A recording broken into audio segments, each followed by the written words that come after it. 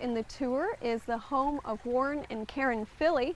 Warren is the past president of the Oklahoma Horticulture Society, and as you can imagine, his home is going to be a great stop for plant lovers. Thanks for having us out today, Warren. Thanks for coming. You have some amazing plant material in here. Well, every time we turn, I get more excited. Tell us a bit about some of your unusual plants.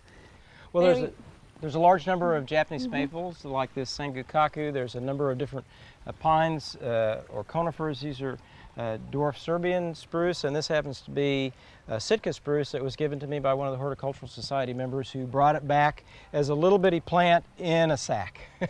From Alaska. From Alaska. Oh, amazing that it's growing here in Oklahoma. It is real, in this heat, yes, no doubt about it. More maples, Japanese Akuba. You have a really nice planting here with the Akuba. It's so dense.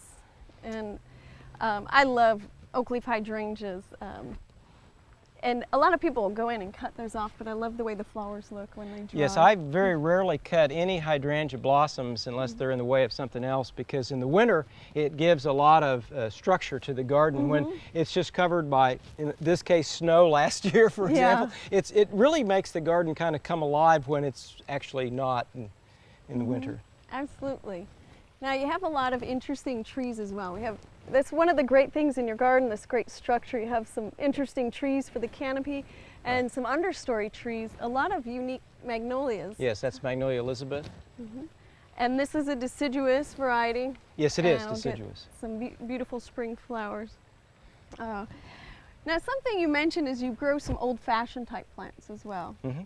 Tell me about some of So them. the old Buzzy Lizzies, it's an old type of impatient called balsam that just reseeds itself. They like the shade and they always come up every year. And then we plant some other impatiens and just other things to give it color, because particularly this time of the year, we don't have a lot of color. The azaleas, the hydrangeas, the lilies, they're all gone. And it's just mainly shades of green, unless you do have it interspersed here and there with a few plants that flower. A few little bit of different color.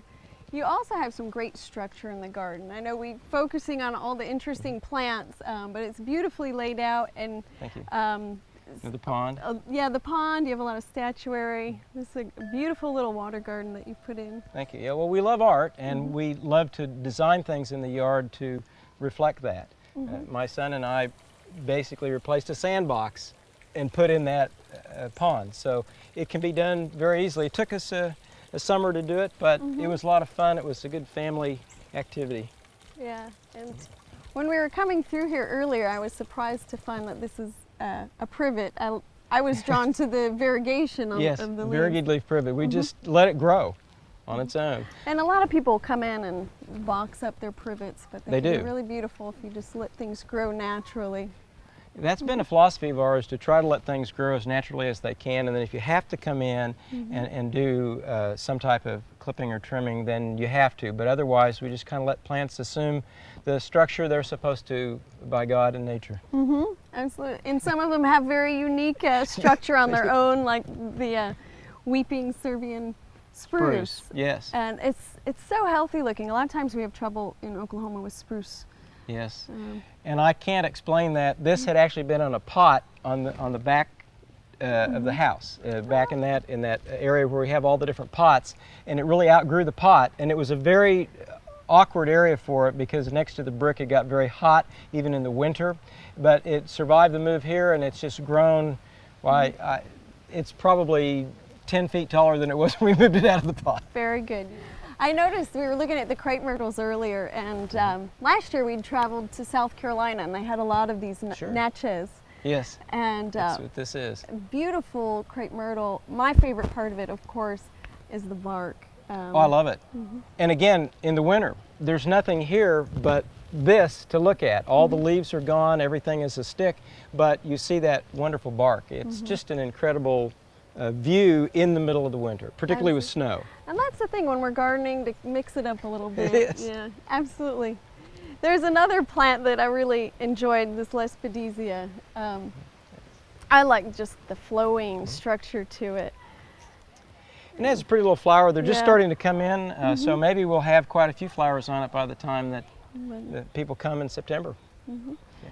Well, before we leave, I want to point out one more plant. Behind us we have the hardy banana, and I was recently at a garden in Tulsa where they had some of this planted in a little bit shadier site, and here you have it pretty much in the full sun. It looks absolutely beautiful. Thank you. Well, we've just barely scratched the surface here. You have such a diversity of plant material, which makes this stop so exciting. Thank you for sharing, and I know everybody who comes on the tour is going to really enjoy it. Good, we'll be excited to have them. Mm-hmm.